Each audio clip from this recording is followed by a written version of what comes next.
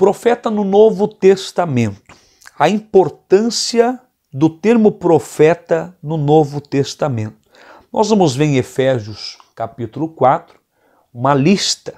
Nós fizemos a leitura aqui agora, no versículo 11 até o versículo de número 13.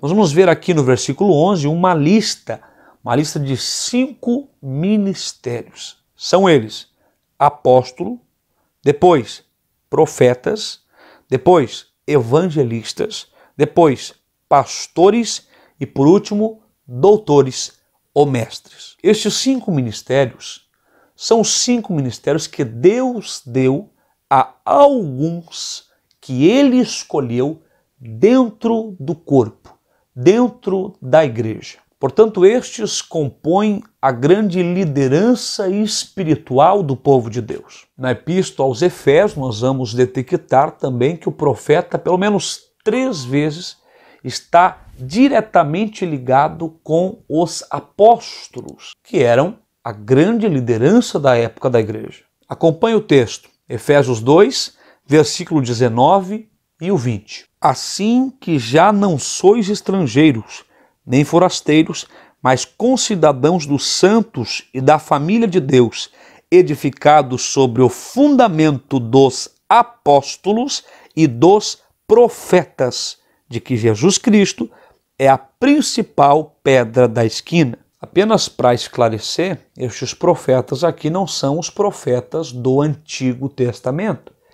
Eles são profetas no Novo Testamento que Deus havia levantado para, juntamente com os apóstolos, levarem a palavra de Deus. A gente fala muito sempre no fundamento dos apóstolos, e pouco é falado também do fundamento dos profetas. A gente vê que onde o apóstolo estava, o profeta estava também. Os dois trabalhavam juntos na propagação da palavra de Deus. Então vemos o ministério profético exercendo uma função de liderança na igreja. E isso nos faz pensar na grande importância dos profetas para a igreja atual. Quando olhamos a igreja modelo, que é a igreja primitiva, a igreja do primeiro século, e vemos lá os profetas em proeminência, aquela igreja aprovada por Deus, nada a parou, mas ela foi triunfante, vencendo. E vemos esta estrutura nesta igreja, dos profetas, exercendo função de liderança, juntamente com os apóstolos, e esse sucesso todo deve nos levar a também em nossos dias buscarmos valorizar, darmos importância para o ministério profético em nossas igrejas. Só que diferente desse tempo em que o apóstolo e o profeta eram muito ligados, estavam ali na liderança, trabalhando juntos, hoje existe alguns probleminhas, né? Do apóstolo, vamos aqui fazer uma conjectura com o pastor da igreja e o profeta, que é o que prega a palavra, é o que ensina a palavra, é o que fala a verdade de Deus, é o que traz as exortações bíblicas para o povo. Hoje nós vemos um pouquinho diferente. Geralmente, é claro que isso não é universal, mas geralmente há ali uma rixa do pastor local com o profeta local. Porque hoje muitos pastores não estão preocupados com o elevo espiritual da igreja, com a base, com a aliança de Deus na palavra com o seu povo. O negócio é números, o negócio é encher a igreja, as cadeiras da igreja. É isso que a gente quer, é isso que a gente gosta. Já o profeta, ele já é mais ligado, direcionado a esta base espiritual. Por isso ele foi chamado por Deus para levar o povo a obedecer a Deus, a olhar para a palavra de Deus, a enxergar a justiça de Deus como uma regra para a sua vida, ou seja, ele vai pregar mudança de vida, porque ele vai ter a preocupação divina com ele, que é a preocupação da alma. Muitos líderes hoje não têm essa preocupação da alma.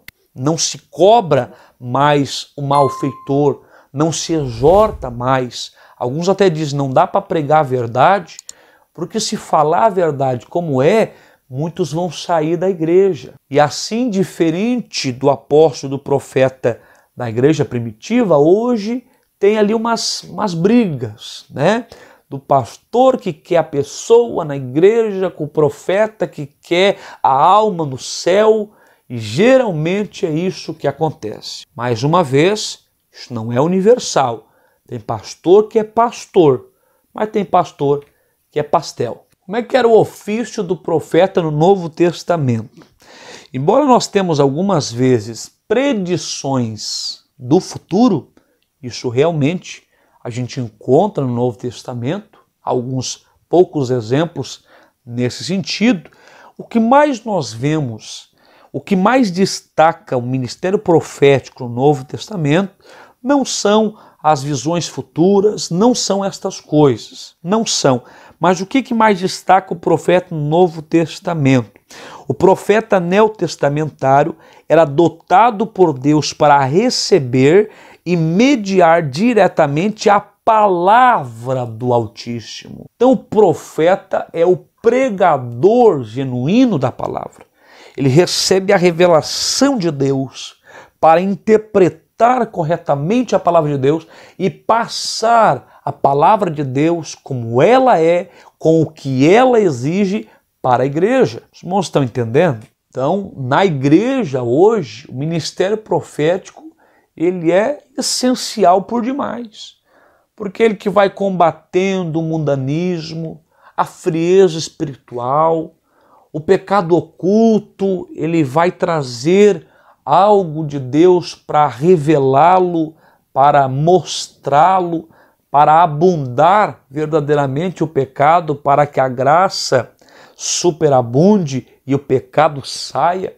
Ele vai fazer essa função. E como uma consequência natural deste ministério, o que vai acontecer? Este profeta vai começar a ser rejeitado e perseguido por aqueles que não querem muito comprometimento com Deus.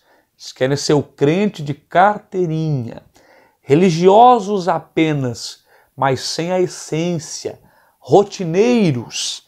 É só aquele protocolo, bater o ponto na igreja, vou embora, é isso aí a minha vida. Estes vão se incomodar quando o profeta começar a chamar o povo.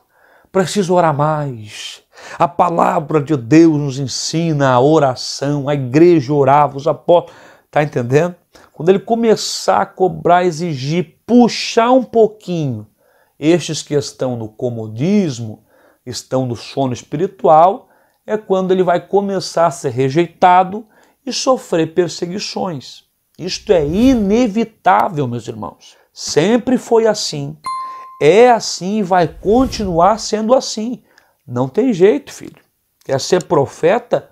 Engrossa o teu lombo. Tem aqueles que respiram com soberba o título do profeta, né? Nem sabe o que vem no pacote de sofrimento por ser um verdadeiro profeta. Isso aí não é para quem quer. Isso não é para quem acha bonitinho, não. Isso é para quem Deus escolheu. Isso é chamada, assim como pastor, evangelista, mestre, é chamada.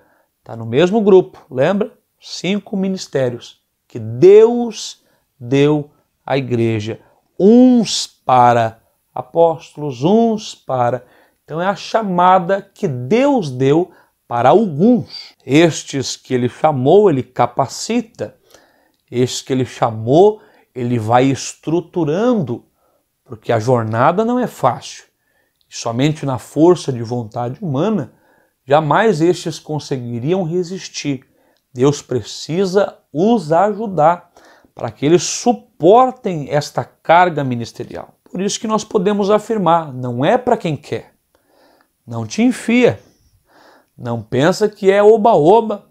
Você vai levar paulada e quem sabe até vai acabar se desviando da igreja, se entristecendo, se metendo naquilo que não é para você fazer. O profeta, conforme nós estudamos na palavra de Deus, em Efésios capítulo 4, ele está na liderança da igreja, né? Ele compõe a liderança da igreja E juntamente ali com os demais ministérios, profeta, mestre, pastor, evangelista, ele trabalha na liderança da igreja para o aperfeiçoamento dos santos. A igreja precisa do ministério profético para que os seus membros amadureçam conforme a vontade de Deus. Uma igreja que é débil com o ministério profético, ela não tem ninguém com esta aptidão, esta chamada de Deus, é uma igreja fadada à estagnação, onde crentes vão passar anos na igreja